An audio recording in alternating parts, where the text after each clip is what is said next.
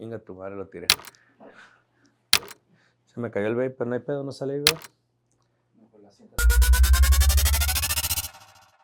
Siempre me he dedicado a la música. Estaba en un grupo vocal coreográfico que se llamaba Latins. Cantábamos esta rola de Sigue Bailando.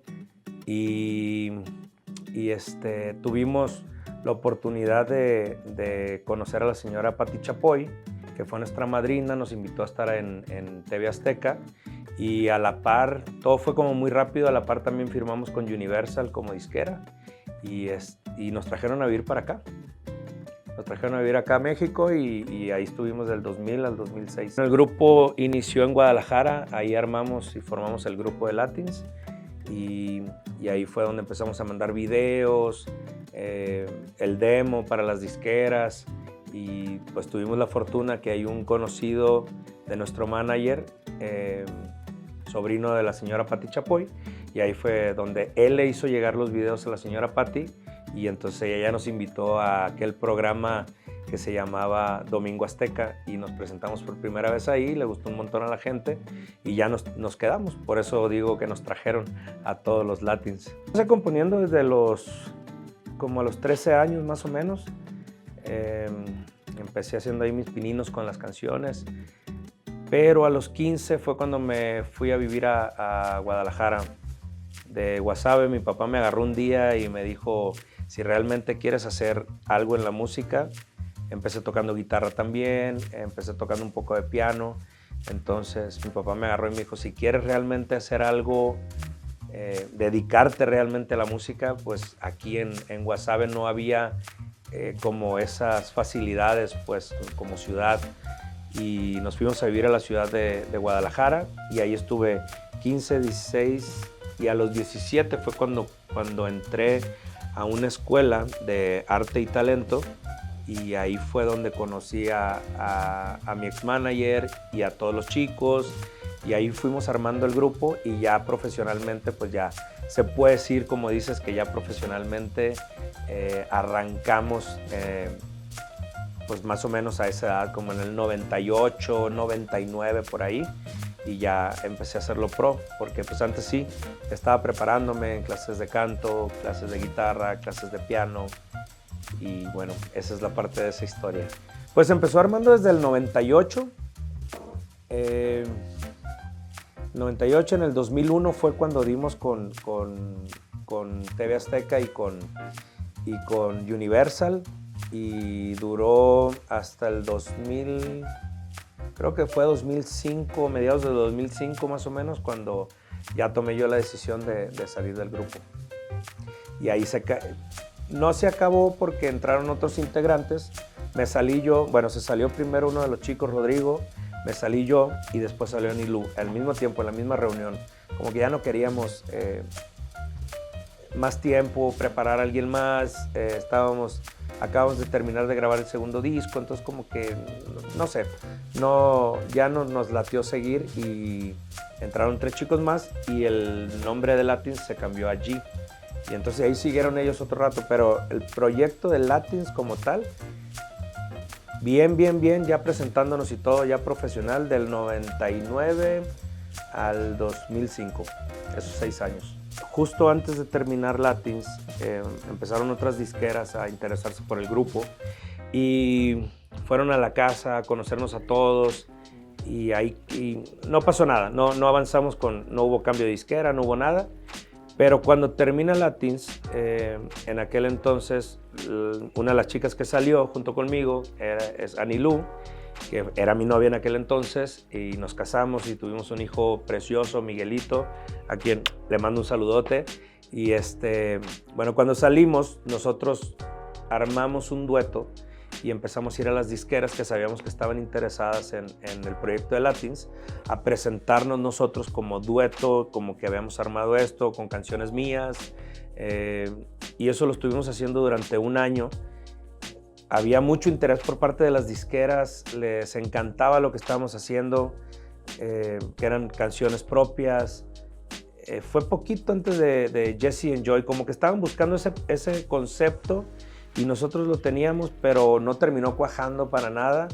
les encantaba lo que estábamos haciendo, pero no sé si te acuerdas que estaba muy fuerte, era como el arranque o el inicio, o se empezaba a sentir la piratería. Entonces las disqueras no tenían nada de lana, o al menos era lo que nos decían, que no había lana para apoyar, pero nos querían firmar, pero teníamos que aguantar al menos pues de 8 meses a 1 año o año y medio quizás. Entonces yo platicaba cuando teníamos estas entrevistas tipo casting con los presidentes de las compañías de Warner, de Sony Music, de BMG, que en aquel entonces estaba todavía.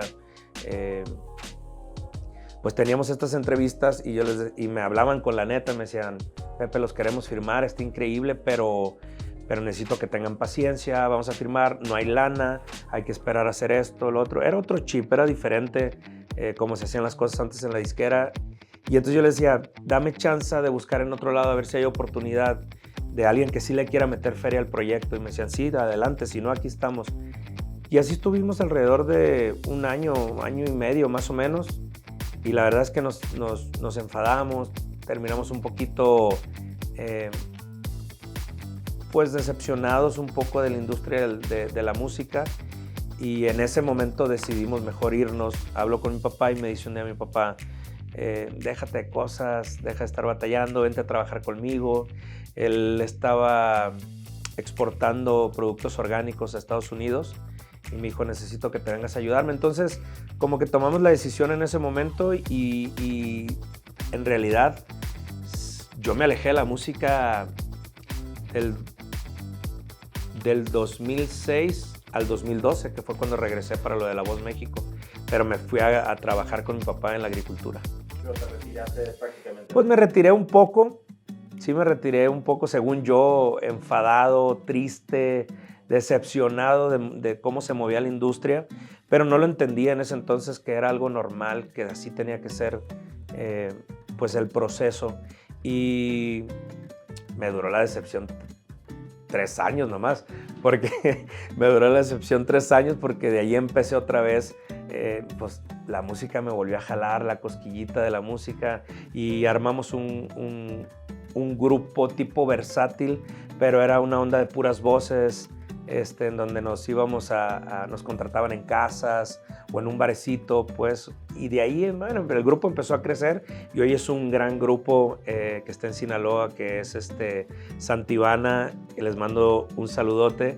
Santibana son un grupo versátil muy, muy importante por allá, pero nosotros empezamos, pues así, cantando en reuniones, en casas, con 3 chicas y yo, las hermanas Las Cota, y empezamos cantando así, a 4 voces y pues me volvió a jalar de vuelta la música. Entonces, por ahí anduvimos casi 3 años que formamos el grupo y de ahí fue cuando me hacen la invitación en el 2012 a La Voz México y dije, pues ya estoy en esto otra vez de vuelta, ni modo que no. Entonces, pues ya, por eso me arranqué para acá de vuelta. Yo regreso a La Voz México y en el programa te ponen, pues tienes tu contrato, ¿no? Y tienes ciertas cláusulas y no sabes qué puedes hacer y qué no. De alguna manera yo estaba inexperto en esa área y entonces era como no sabía si podía hacer cosas en mis redes o no. No tenía tanto el chip tampoco de hacer cosas en redes porque pues somos otra generación, pues no crecimos. A pesar de que nos tocó ver el cambio, la entrada del internet, la evolución del internet, la llegada de las redes, de plataformas, ya sabes, pues todas las plataformas que existen, no sabíamos, no teníamos ese chip, no nacimos con el internet como tal. Entonces, pues sí fue algo muy raro. No le metí con inteligencia las cosas que tenía que hacer. Tenía otra página, se creció un montón por haber estado en La Voz México, pero era como la personal, no le dediqué mucho tiempo a la oficial, a la página oficial. Entonces, sí, como que fue muy extraño, no sabía qué podíamos publicar, qué no, qué limitaciones teníamos en los contratos, qué no. Después te empiezas a dar cuenta que nada, había que aprovechar muchas cosas, pero yo no lo aproveché, la verdad es que no lo aproveché. A eso me enfrenté, a no saber cómo manejar y cómo mover las redes. Por otro lado, como dices, las disqueras ya era otra cosa. Ya no era verte en pantalla en ese escaparate y uno piensa como músico, como cantante, como artista, piensas que te va a ver ese príncipe azul que está ahí detrás de la pantalla viéndote en su casa, y la verdad es que ya no sucedía así. Los A&Rs ya no estaban haciendo ese tipo de chamba, pues. Tú ya tenías que llegar con tu proyecto, con números en tus redes sociales, con un disco terminado o un álbum terminado. Empezaba toda esta onda también de Spotify, que tampoco era tan fuerte en ese momento, para que subieras tus rolas, ¿no?, digitales. Entonces sí, muy cambiado, muy diferente. Me costó un montón entender cuál era el proceso. Siempre estuve acostumbrado también en la disquera y con mi ex manager a que nos daban la indicación qué era lo que tenía que hacer, y nosotros, pues, como soldaditos lo acatábamos, pues. Pero me topé con esta situación de que no, ya el artista tenía que salir adelante solo, moverse solo, tener tus canciones, producirlas tú si era posible. Entonces, pues sí fue un cambio muy drástico, sí fue un choque ahí de entender cómo eran las cosas, y costó un poco de trabajo, pero ahí vamos, ahí andamos todavía. Yo siempre he creído mucho en las energías y en el universo, pero en ese momento todavía no lo sabía, no lo veía, y la vida te va llevando a lugares en donde es donde tienes que estar para que sucedan ciertas cosas. Por ejemplo, el irme a Sinaloa a trabajar con mi papá, nada que ver con la música, me dio la oportunidad de... Yo seguía componiendo, haciendo mucha música, con mi guitarra, con algunas cosas en el piano, y ahí se da la oportunidad, en un cumpleaños mío, invité a un grupo norteño a tocar, y los chicos, a la hora que estaban ellos cantando, pues la familia, ya sabes, al modo, que se suba a cantar el Pepe, que se suba a cantar el Chapo, como me dicen allá.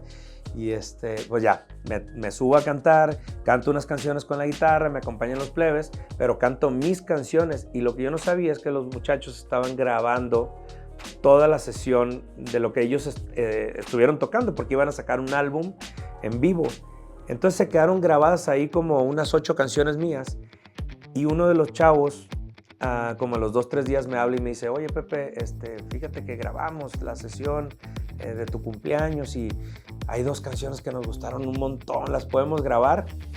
Y ahí fue donde empezó a suceder, donde tenía que estar, donde tenía que suceder, que mi música se empezara a grabar, porque antes sí habíamos hecho algo por acá en México, me grabó una canción un grupo que se llamaba UF, no sé si lo recuerdes, pop también, vocal coreográfico, y pues yo le daba un chorro de canciones a toda la gente de la academia que había salido de la primera y la segunda generación. Tenía mucha relación con el Víctor García, con Raúl Sandoval, con Yair, con Miriam, con todos ellos. Y yo les entregaba canciones todo el tiempo, pero nunca pasaba nada. Yo no entendía que no nada más es hacer una buena rola y que tengas buena relación, que les caigas bien y todo. No, hay un negocio detrás de todo esto también. Bueno, es un negocio muy grande, no tienes que debe de haber como mucho compromiso, estar ahí todo el tiempo, hacer un renombre de tu nombre, que ya suene, un chorro de cosas, negociaciones, porcentajes, que si vas a compartir o no vas a compartir porcentajes, es un tema ahí. Entonces, bueno, sucede en Guasave, pasa esto, que me graban estas canciones, los plebes, que en aquel entonces se llamaba La Primacía Norteña, y de ahí, de las rolas que graba La Primacía, conozco un día a un artista muy importante en el regional mexicano que se llama Remy Valenzuela, y Remy lo conozco en una fiesta, en una casa de unas amigas, y me dice: oye, tú eres Pepe, fíjate que escuché estas 2 canciones, sé que son tuyas y me gustaría grabarlas con los chicos, con los muchachos, con los plebes. Y le dije: adelante. Él todavía estaba como empezando ahí en Guasave, era muy local, era famoso y chambeaba un montón y le iba re bien, pero ahí como muy local, muy regional. Y de ahí fue donde se dio que grabó esas canciones mías. Y 8 años después fue cuando las hizo ya, las formalizó ya más profesional, ya las grabó ya siendo Remy Valenzuela. Y me dice, Pepe, las voy a grabar ahora sí en un en vivo que voy a hacer en el Auditorio Telmex en Guadalajara, y me gustaría que sepas que van a salir ahí. Y pues ahí es prácticamente donde reventó esta parte como compositor que me había costado años de estar mostrando temas. Por otro lado, la parte que dices de la producción, a mí siempre me encantó un montón la producción. Siempre estuve metido, era el morro de Latins, que si bien todos estaban de repente cotorreando o descansando mientras estábamos grabando, yo estaba detrás de la consola con el productor o con el ingeniero, porque a mí me encantaba ver la consola. Tenía idea de producir, pero yo no me había puesto a producir. Entonces cuando termina Latins, cuando termina todo este proceso que yo aprendí de estar viendo con ingenieros y con productores, me meto a estudiar la carrera de producción musical en una escuela aquí en Ciudad de México, y no aprendí ni madres, no aprendí nada. Pero bueno, allá anduve. En realidad yo me metí muy duro a la producción en el lapso que duró la pandemia. Para nosotros los músicos, los cantantes, artistas, nos duró alrededor de 1 año y medio, cuando todo el mundo pues dejaron de trabajar 3, 4 meses, no sé.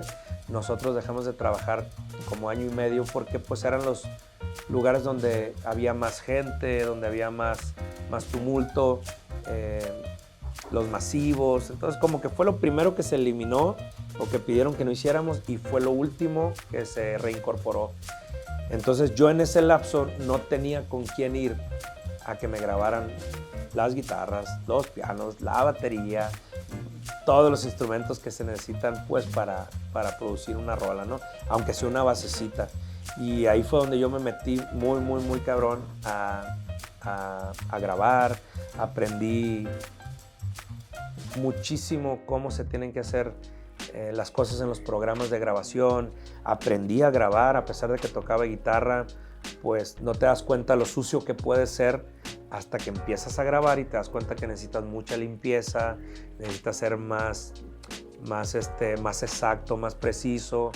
Pianos, empecé a armar, yo no soy baterista, pero sé programar baterías, pads. Entonces ahí fue donde en realidad en la producción me metí muy cañón de la pandemia para acá. Y ahí es donde yo entiendo, y es donde empiezo a retomar entonces a hacer mis canciones, a hacer mis arreglos. Abrí mi propia empresa, Pepe Parra Music, para poder respaldar pues mis canciones, la editora. Y así es donde se viene toda esta bola de nieve, donde se empieza a hacer grande. Y pues es ahora en donde estoy, en donde entiendo todo este proceso que había que hacer, ¿no? Desde componer las canciones hasta producirlas, de subirlas a Spotify y a todas las plataformas. Bueno, ha sido así el proceso, y es apenas hasta ahora, yo creo, como dices, que ahora lo entiendo, y lo que soy hoy es todo lo que he forjado durante mucho tiempo. Yo estaba componiendo una canción para un sobrino mío, ahijado, que tuvo esta situación que le dio de nacimiento cáncer en el hígado. Entonces yo no sabía cómo ayudar, cómo aportar a mi amigo César, a su papá, cómo ayudar para pues, la cuenta iba a ser enorme, ¿no? En el hospital donde estaban y todo esto. Entonces los acompañamos un montón en este proceso. Yo llegué un día al estudio muy tocado por todo lo que habíamos vivido con Dieguito, y entonces me puse a componer una canción que salió. Yo tengo canciones que pueden durar 6 meses o 1 año en terminarlas. Hay canciones que las puedes terminar en 1 hora, hora y media, 40 minutos, pero esta fue una rola que salió así como si tuviera toda la información. Salió así como en 10, 12 minutos, no sé. La escribí con todo y melodía, con la música. Y bueno, estaba en ese proceso, escribiendo la canción, la estaba grabando y escribo con Pablito Preciado de Matiz y por algo hicimos videollamada y me preguntó qué estás haciendo y le digo, bueno, estoy haciendo esta rola así, así, así. Le platiqué esta historia que te acabo de platicar y le digo, no sé en qué puedo ayudar, pero yo creo que pues algo se puede generar en redes, se puede generar algo más de dinero para poder ayudar a la causa de Dieguito. Y él con un corazón enorme me dice, Pepe, ¿y si la grabo contigo? Y a lo mejor el micrófono es más grande. Y no a lo mejor, seguramente el micrófono es más grande. Total, al final de cuentas no terminamos, no hemos grabado la canción, pero de ahí surge la idea para empezar a pedirle a todos mis amigos, artistas, cantautores, compositores. Pues yo dije, yo ya tengo 44 años, es hora, yo creo que ya hice suficiente amistad, relaciones, sé que creen en lo que yo hago. Muchos de los que están ahorita en un lugar muy importante en la música, pues en algún momento empezamos al mismo nivel y no nos hemos dejado de hablar, hemos seguido en contacto todo el tiempo con varios de ellos y yo sentí como que pues, era momento de pedirles si querían acompañarme a grabar mis canciones junto conmigo y hacer este proyecto de duetos que salió por esto que te estoy platicando de Pablito. Después platico con Víctor García, nos vimos después de años que no nos veíamos y le platico un poquito de esto y lo que había pasado con Pablito, lo que platicamos y me dice, Pepe, cuenta conmigo, cabrón, vamos a hacer esto, yo me uno a una de tus rolas, hagamos comunidad, hagamos equipo. Entonces como que empezamos por ese lado y empecé a levantar el teléfono sin ninguna preocupación y sin ninguna vergüenza. Y bueno, se armó un proyecto muy, muy importante. Hablo con mi compadre, el Jerry Basúa, que le mando un abrazote también a mi compadre. Y le digo, compadre, estamos haciendo esto, ¿qué onda? ¿Jalas? No, había gente con la que era más fácil, pues, ¿no? Porque había mucha hermandad, hay mucha hermandad con muchos de los artistas que están invitados al proyecto. Compadre, yo jalo sí o sí. Entonces se hizo con Jerry también. Hablo con mis amigos de Tres de Copas, Luis Carlos Monroy, Raúl Ornelas y Jaime Flores, que pues los conozco desde que estábamos en Latins, nos conocíamos desde el 2002, 2003 por ahí, que andábamos en gira juntos y yo soy muy fan de los compositores. Si tú escuchas o ves mi Spotify, yo no escucho música de otro lado, yo escucho música de ellos, de los Tres de Copas. Yo escucho la música de Alejandro Filio, que es trova, de Silvio Rodríguez, de Gianmarco, de Alejandro Sanz. Yo me envuelvo en el mundo del artista, pero que es compositor. Entonces, empiezo a hablar con los Tres de Copas y sentí muy, muy chingón. Los tres me dijeron que sí, entonces ya armamos también la rola. Hablo estaba produciendo, no era parte del proyecto, estaba produciendo una canción para el señor Julio Preciado, que es el caballo más fuerte, más grande, pues en la música regional mexicana, en la banda, en el norteño. Él es quien inició cantando con Banda El Recodo, entonces pues tiene su trayectoria muy, muy importante y muy admirable. Yo estaba produciendo una canción para el señor Julio Preciado, que bendito Dios, la canción también era mía, es mía, y grabamos la canción para un proyecto que al final de cuentas el proyecto no se hizo. Y entonces yo estaba en todo este rollo hablando con nuestros amigos artistas y hablando con Julio. Le digo, viejo, y a lo mejor es mucho mi atrevimiento porque yo no tenía tanta confianza con él. Y a lo mejor es mucho mi atrevimiento, pero si no va a salir la canción por este lado y ya la tengo grabada contigo, ¿te animarías a que la canción la meta yo en mi proyecto, pero que meta la voz? Si te late, si no te late, pues ni modo. O sea, la canción la dejamos para ti, en algún momento saldrá. Y me dice, viejo, usted compuso la rola, usted produjo la rola, usted ha estado en contacto conmigo todo el tiempo, pendiente de mí, pendiente del proyecto. es una gran persona, tienes un gran talento, me dijo cosas muy, muy bonitas y me dice, ¿cómo crees que te voy a decir que no?